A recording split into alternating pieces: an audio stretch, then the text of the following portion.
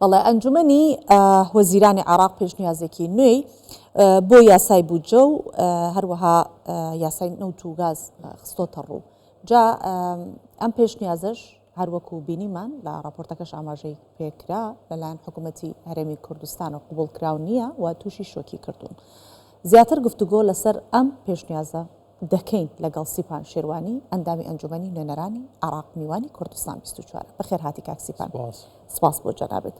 کاکسیپان، پێش هەموو شتێک ئایا ئەکرێت پێشنیازێکی لەم شێوەیە ئەنجام بدرێت بەبێوەی کە پرسوڕا بە هەرێمی کوردستان و حکوومەتی هەرێمی کوردستان ئەکرابێت؟ بەڵێ سەرەتا بەنەوەی خۆی گەورە و دلۆڤان سڵاو و ڕێژ بەر لەوەی کە پرسوڕاکردن بە هەرێمی کوردستان ئەسلان پرسوڕا بە ئەنجومەنی وەزیرانیش نەکراوە. یعنی ئەم بابەتە زۆر هەلدەگرێ. ئەم بابەتی تعدیلی موازنەی ئتحادی لە پێناو هەناردەکردنەوەی نەوتی هەرێمی کوردستان بابەتێکی زۆر چارەنووسازە. ئەم هەویرە زۆر زیاتر لەوە ئاو هەلدەگرێت کە بە سانایی و بە چەند تووشەیەک ئێمە بتوانین هەمووی شی بکەینەوە یان هەمووی یەکلا بکەینەوە بابەتەکە چۆنە.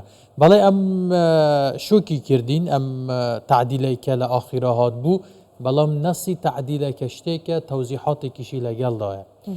ئێمە خۆم ئامادە بووم لەم جەلسەیە لە کاتێکدا لێژنەی مالی ئامادە بوون بۆ ئەوەی مەشروعەکە بخوێننەوە کە دەنگی لەسەر بدرێت. لەو کاتەدا بە چەند دقەیەک پێشنیارێکی تر لە حکوومەتەوە هات لەلایەن نوێنەری حکوومەتەوە. ئەسلەن ئەنجومەنی وەزیران دانیشتنی نەکردووە لەو ڕۆژە کە دەنگی لەسەر ئەم مقتەرەحە دابێت. بەڵام ئەم مقتەرەحە لە چیەوە هات؟ هۆکاری چی بووە کە ئەم مقتەرەحە هاتووە؟ بەدیدی من هۆکارەکەی بۆ ئەو تعدیلاتانە دەگەڕێتەوە کە لێژنەی مالی لەسەر ئەو نەسە حکومیە ئەنجامدان کە لە مانگی نۆڤەمبەری ساڵی ڕابردوو حکوومەت ناردبوویانە پارلەمان. باشە کاکسیپان، کاتە ئەمە مەبەستێکی سیاسی لە پشتە بۆ ئەوەی کە ئەم هەموارە ئەنجام بدەن و لەم پەڕی زیاتر بخرێتە بەردەم هەناردەکردنی نەوتی هەرێمی کوردستان. مەسەلەکە وەکو ئاماژەم پێدا زۆر هەلدەگیری. ئەگەر دەرفەت بێت بۆ ئەوەی بتوانم وەکو خۆی بگەینم وەک کەمێک چۆنەڵە کۆکراوەی ئەوەی پێویستە دەبێ بگەیندرێت. ئێمە لەسەر مادەی 12 دووەم فەقەرەی جیم کە پەیوەستە بە کولفەی نەوتی هەرێمی کوردستان حالیەن 4 نەس هەیە. 4 نەسی دقیق هەیە لە لێژنەدا. یەکەمیان ئەو نەسەیە کە لە مانگی 6 ساڵی 2023 پەسەند کرا لە موازنەی 3 ساڵیدا. ئەوە یەک.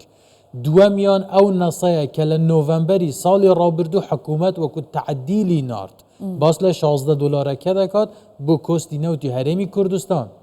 سێیەمیان کە 8 بوو دواتر کرا بە 6 بوو. 6 سێیەمیان ئەو پێشنیارانەیە کە لێژنەی مالی لەسەر تعدیلەکەی حکوومەتیان کردووە. لێژنەی مالی کۆمەلە تعدیلێکیان لەسەر مەشروعی تعدیلی حکومی کردووە. ئەمە سێیەمیان. چوارەم نەس ئەو نەسەیە کە دوو ڕۆژ پێش ئێستا لەلایەن نوێنەری حکوومەتەوە گەشتە پارلەمان. ئێمە 4 نەسمان هەیە. نەسی یەکەم ئەوە مطلقاً کێشەی تێدایە کە 2023 پەسەند کرا، کێشەی بۆ هەناردەکردنی نەوتی دروست کرد. ئەوە بوو کە دەڵێت کۆتێچوو هەناردەکردنی نەوتی هەرێمی کوردستان وەک تەواوی شارەکانی تری عێراق. ئەمە مەرفوزە و بۆیەش تعدیلەکە هاتووە. دووەمیان ئەو نەسەیە کە حکوومەت ناردوێتی. ئەم نەسە باس لە 16 دلار دەکا، باس لە لێژنەیەکی تەخمینی کۆستی نەوتەکە دەکا، باس لە تعویزی ئەو فترەش کە هەناردە دەکرێت بە 16 دلار دەکا. ئەم نەسە نەسێکە دەبێتە هۆی ئەوەی کە نەوتی هەرێمی کوردستان هەناردە بکرێتەوە. یعنی کاتە ئەو نەسەیان باشترینە. ئەمە بەدیدی من ئەگەر بۆچی ئێستا بە تەفاسیلی هەموو زانیاریەکان بەڵام پێش ئەوەی کە ئەو دوو نەسەی تر بڵێیت حکوومەت خۆی لەلایەک پێداگیری ئەکا لەسەر دەقەکەی پێشوو. مەبەستت ئەو دەقەیە؟ ئێستاش پێشنیازی تازاکە؟ ئێستاش تاکید لەسەر دەقەکەی پێشوو دەکاتەوە. منیش پێم وایە ئەو دەقەی پێشوو باشترین دەقە. بۆچی؟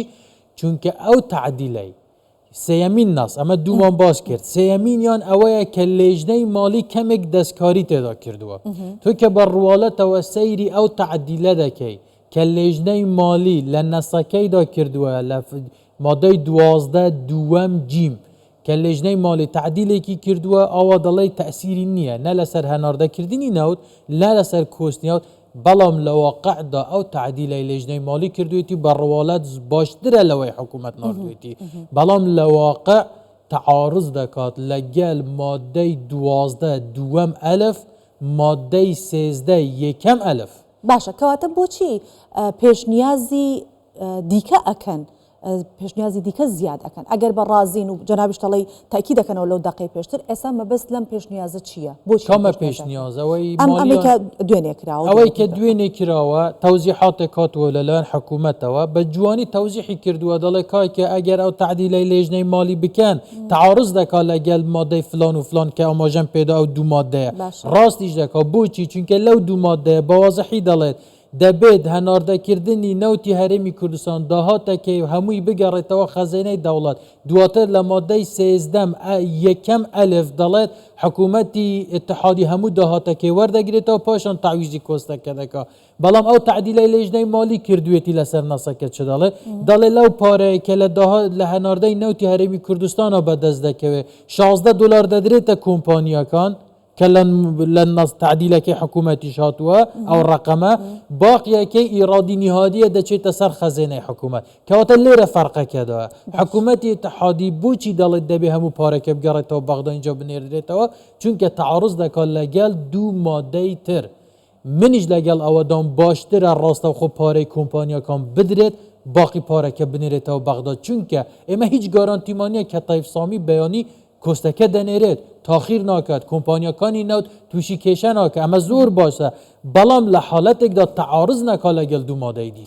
ئەگەر ئێمە بێت و ئەو نەسای کە لێژنەی مالی دەڵێت 16 دلار کۆستی کۆمپانیەکان بدرێتە کۆمپانیەکان پاشان باقیەکەی بنێرێتە خەزینەی دەوڵەت ئەمە منیش پێم باشترین نەسا بەڵام لە حاڵەتێکدا دەبێت لەگەڵ ئەمەش مادەی 12 دووەم ئەلف مادەی 13 یەکەم ئەلف تعدیل بکرێتەوە ئەگەر ئەو دوو مادەش تعدیل نەکرێت تووشی تێکهەلچوون دەبێت تووشی تعارضاتی نصوص دەبێت نەوتی هەناردەکردنەوەی نەوتی هەناردەکردنەوەی نەوتی هەرێمی کوردستان جارێک تریش تووشی کێشە دەبێت باشە چه گەرانتیەکەیە کە مادەی 12 دووهەم ئەلف لەگەڵ مادەی 12 یەکەم ئەلف گەرانتی بکرێت بۆ ئەوەی کە تووشی و تعارضە نەبن هیچ گەرانتیەکەیە ئێمە کورد ئەتوانێت چی بکات زانی ئێمە سێ مادەمان هەیە ئەو مادانە هەمووی پەیوەستن بەیەکەوە ئێمە نابێت تەنها سەیری ئەو نەسایە بکەین کە لە حکوومەتەوە هاتووە تعدیل بکرێت کە چییە وەکو ئاماژەم پێدا مادەی 12 دووەم جیم ئێمە بەس سەیری ئەمە نەکەین جیمەکە چی وتراوە کو جوانە کو باشە دەبێت بیر لەوە بکەینەوە لەگەل مادەکانی پێشە خۆی لەگەل مادەکانی دوای خۆی چۆن بگونجێت حالیان ناگونجێت ئەوەی لێژنە مالی دەڵێت منیش دەزانم ئەوەی لێژنەی مالی دەڵێ باشترینە بەڵام ناگونجێت چونکە ئێمە چوار بڕگەمان هەیە پەیوەستە بەمەوە مادەی 12 دووەم ئەلف و با و جیم لەگەڵ مادەی 13 ئەلف هەمووی پەیوەستە بە هەناردەکردنی نەوتی هەرێمی کوردستانەوە ئەگەر ئەم نەسانە هەمویان لەگەڵ یەک نەگونجێن هاوتەریب نەبن تووشی کێشە دەبین باشە کاک سیپان گوتەبێژی حکوومەتی هەرێمی کوردستان ئەڵێ ئێمە پێشتر لەسەر پێشنیازێک ڕێککەوتە بووین و باسی ئەوەش کراوەکە دووجار خوێندنەوەی لەسەر کراوە ئێستا بۆچی دەنگدان لەسەر ئەو پێشنیازە ناکرێت کە ڕێککەوتنی لەسەر کراوە دەنگدان لەسەر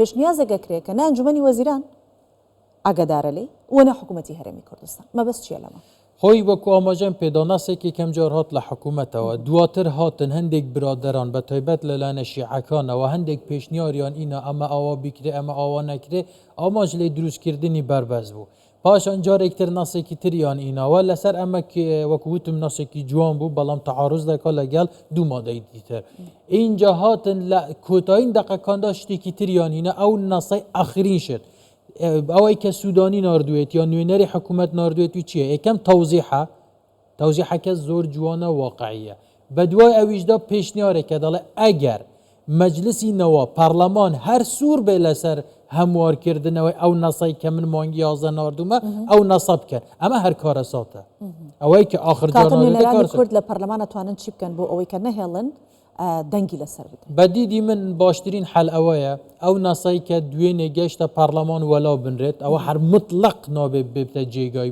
باس ئەمە هەر کێشەیە کارسەیە بەلاوە بنرێت لەگەڵ ئەو تعدیلای کە لە لێژنەی مالیش کردوێتی ئەمیش وەلا بنرێت ئەو نەسای کە حکوومەت ناردوێتی لە مانگی نۆڤەمبەر وەکو خۆی پەسەند بکرێت باشە ئەمە بەدیدی من باشترین حالە باشە کاتە ئێستا گرێ کوێرە هەیە بەڵێ و لغم هەیە لغم هەیە بەڵێ ئەم لغمە تەوقیت کراوە ڕەنگە لە بەڵێ. دانیشتنی داهات و بچەقێتەوە یاخود ڕێگە چارێکی بۆ دۆزنەوە ئێمە لە مانگی شەشدا موازنەی سێ ساڵە عێراقمان پەسەند کرد دەستێکی شاراوە وەکو تەواوی جارەکانی پێشوو کۆمەڵێک بربەستی پلان بۆ دارێژراوی دیڕاستەکراوی کار لەسەرکراویان بۆ پشکی هەرێمی کوردستان دانرا کە بووە سەبەبی ئەوەی 2 ساڵ بەسەر موازنەکەدا چووە هێشتا نەبووچە وەکو خۆی دێ نەبووجا هاتووە نە هیچ حەسەیەکی ئێمە لە موازنەدا هاتووە ئەو تعدیلەی کە کەسانێک دەیانەوێت لە لێژنەی مالیدا بیکەن لەسەر نەوتیش ئەمە دەستێکی شاراوەیە حکوومەتێکی دەرەوەی حکوومەتە لە کەوالیسە لە پشت پەردەیە